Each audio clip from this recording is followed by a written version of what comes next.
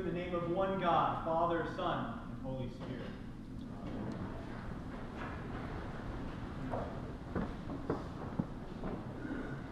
Not long ago, the gospel reading told us that the Spirit drove Jesus out into the wilderness, where he spent 40 days by himself.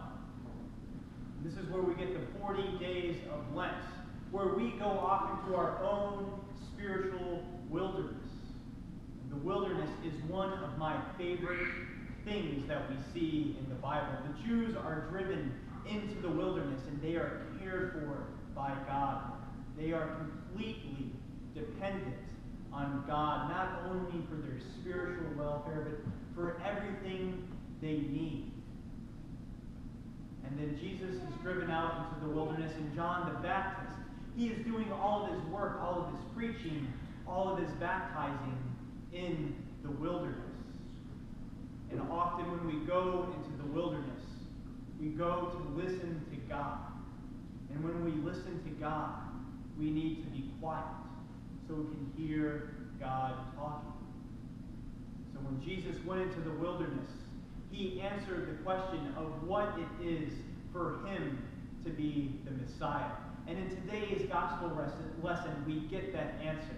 To be the Messiah, as Jesus sees it, is to suffer and to be betrayed by scribes and Pharisees and to die, and on the third day be risen again. And this answer does not sit well with the disciples. For them, this answer is impossible, because they are defining the Messiah on their own terms. They are expecting the next coming of David to be a militaristic leader, to lead them from the oppression of the Romans, and to make them the first among nations in the entire world. And Peter is so astounded with what Jesus is teaching, that the Son of Man must die and then be risen from the dead, that he rebukes Jesus aside. This makes Jesus angry, and he rebukes Peter in front of everyone else, saying that Peter is thinking of earthly things rather than spiritual things, that he needs to take up his cross and follow him. Peter knows that he is called to follow the Messiah, who is Jesus Christ.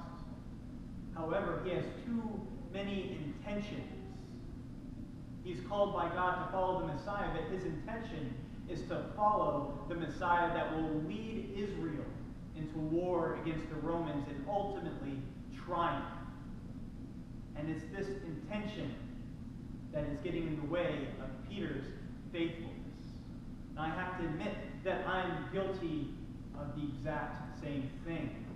Often when I try to follow God, I follow my own intentions and my own desires rather than being quiet and actually listening to get to what God is calling me to do in this world. And Lent is a perfect example.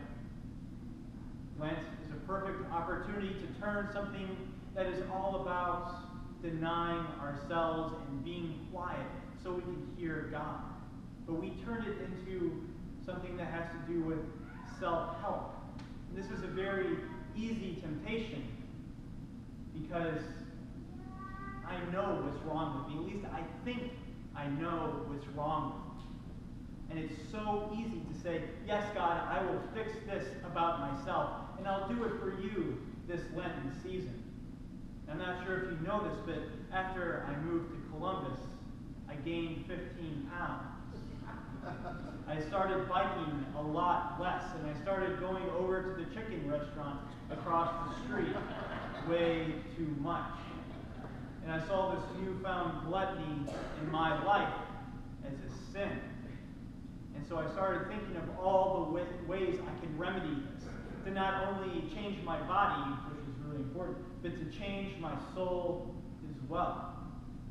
Perhaps this intention was getting in the way. I was not so eager to be quiet, and I was way too eager to make myself feel better and look better. This is exactly what Jesus is calling us to do, to be quiet and to follow God wherever that may be. Joseph Golden, where is it? Is a constant source of spiritual inspiration for me. I'm not sure if you know this. And I can hear when he walks through that front door and he greets everyone, and I know it'll only be a matter of time before I see his head stick into my office door. And we always have the most amazing conversations. And earlier this week he popped in his head and we just started talking. And we were talking about what it is to sing a song and how you need to go beyond just the mechanics of it. Joseph called it the spark of inspiration. I'm sorry if I misquoted the story. So, the best singer in the world can have all of the lyrics memorized. He or she can have the melody down pat. They can know the rhythm and do it perfectly. And if they go into singing that song, really wanting it to sound sad and powerful, or angry and vengeful, or joyful, it will probably come across as insincere. It won't sound as good as it could possibly sound.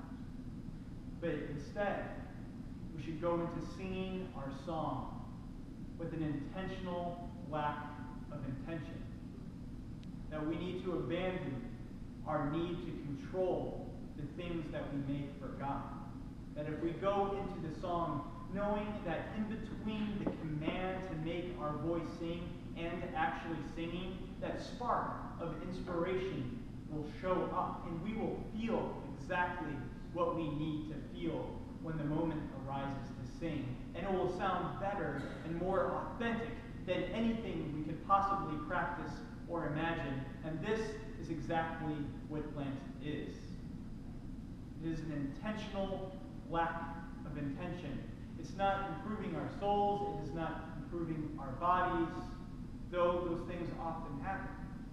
It's about going into this season quietly, to listen to God, and to trust that in between the intention to start doing Lent and actually doing it, God will show up, and we will be shown things that we can't quite imagine yet.